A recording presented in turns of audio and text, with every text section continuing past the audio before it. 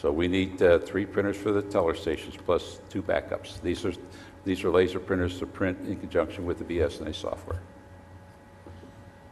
The current printers we have will not. I got 2 laser printers at home. I'm just telling you what the treasurer office wanted for backup in case they go down. They can't afford to be down if something breaks down, and they're doing water bills and tax bills like in July and August or late in the year. They want to have that robust backup. Well, how much printing do they have to do on these printers? I mean, somebody comes in and pays a water bill, right? I assume the treasurer's office generates a receipt. Correct. Okay. And I mean, if the printer that's goes down, they generate a receipt, then you have people there, as I understand it. I have not that familiar with their window transactions, but they have window transactions they perform, and they tell me it's crucial at peak times that they be able to process the volume. Well, if all 53,000 accounts came in every month to pay it, I could see the heavy use of the printers. You know, but most accounts are paid by mail, and no receipts are sent back. But you have in July and August peak season. Pardon? You have all your property taxes come in the same time you have your water bills. You know how they got backed up last year in processing down in the treasurer's office, how far they were behind processing. So if they have breakdowns, this is going to All right, I'm not going to ask any more. operation. I'm not going. I'm satisfied at this point with your answers, but I'm not satisfied with the fact that we need the software. I just don't understand. There's no demonstration of the need for this software that may or may not address a small need or a large need. Thank you, Madam Chair. Thank you, Mr. Pelakowski. Madam Chair. Madam Chair. I'm sorry. Ms. Comartin, then Mr. Green. Is it Mr. Green? Thank you, Madam Chair. May I ask your patience, please? Mrs. Carolyn Kurkowski-Mosery's here from the Treasury's office. I know she can do a lot better job asking the questions you're asking me because she's very familiar with the operation where I am not. So if you would give her a chance to speak about her department on some of the questions been asked, I would appreciate that from the council. Ms. Comartin has the floor. It's up to your discretion. Mr. List, do you want me to defer to you to No, ask any please. direct question? Are you? I'm done. Thank you. All right.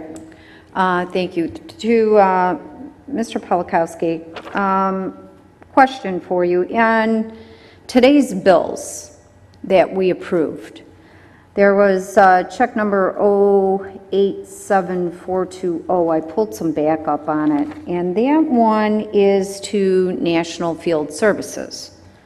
Okay, this particular one was ITB bid W7756. In there, we just paid a check for $30,998, okay? Now, when I go through the backup, it states that it's for software, it's for training, and it's for some installation. So what is the difference between the $45,007 that we're approving here and the $30,998 that we approved and paid today? Okay, let me explain that for you.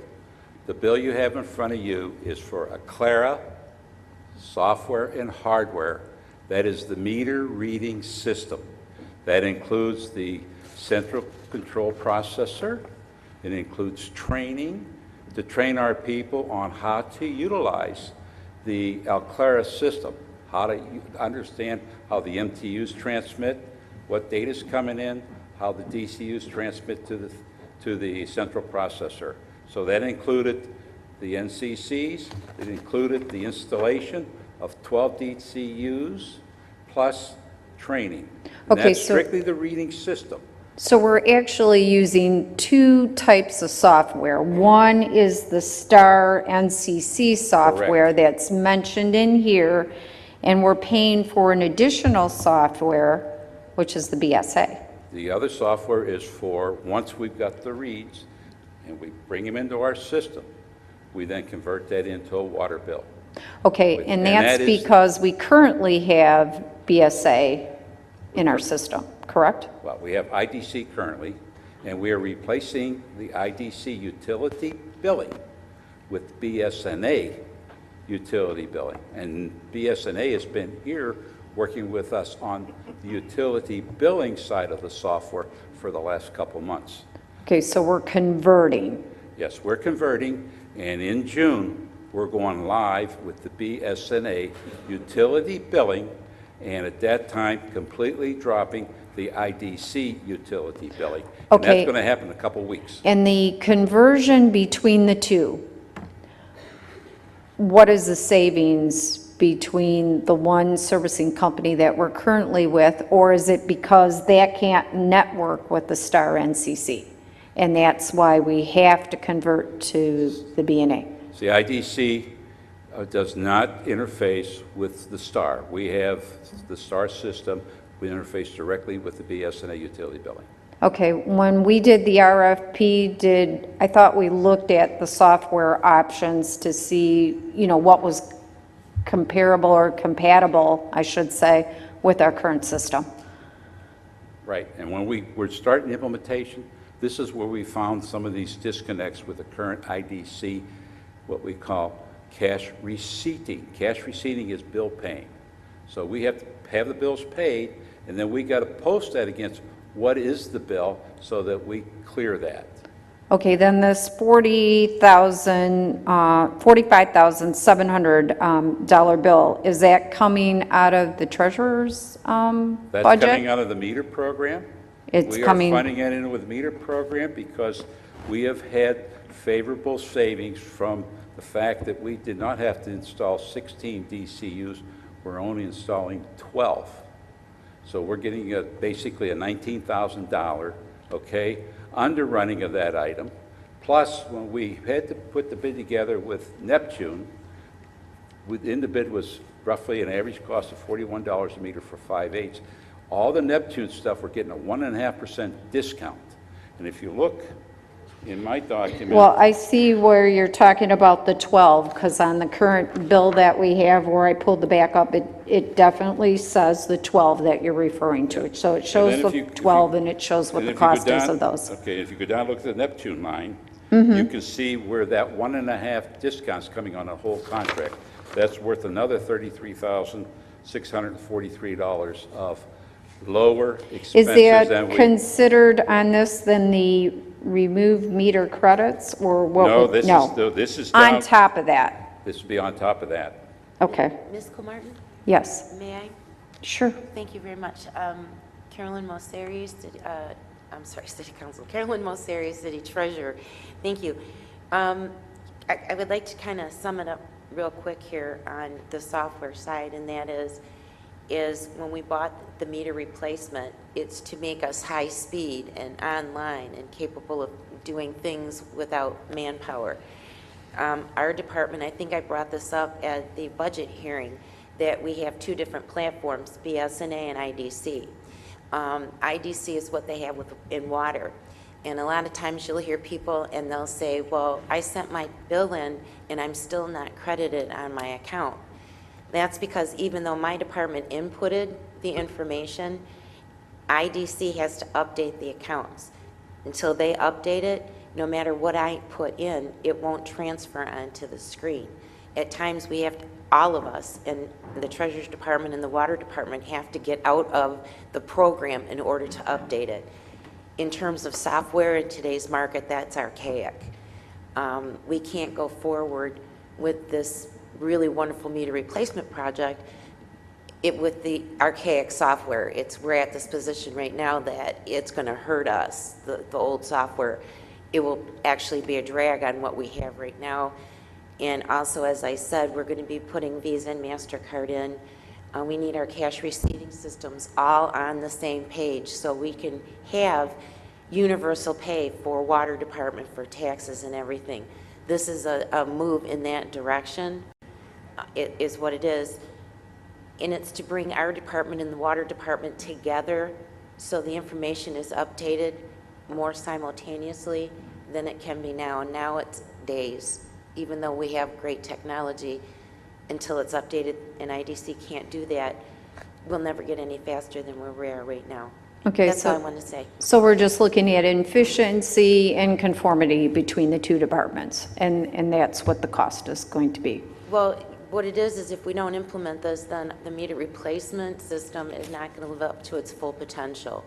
We won't be getting our bang for the buck, and we'll still be behind when we should be. Our payment should be instantly. If I put in a payment that you sent to me, within 2 minutes, it should be on the screen that in your home to see if it's paid. Now, it could take a couple of days for that to happen. That's not fast. That's not utilizing our technology to the best of its ability. Okay, so this is still falling, though, within the guidelines of the total contract that we approved. That's correct. Because of the savings that you're seeing. So it's nothing outside the scope of the original contract. That is correct. Okay, all right. That's very clear to me. I am fine with it. I do have a question. We have a concerned resident that is in the audience today, and I know you did this presentation before about the meters and them being smart or not smart.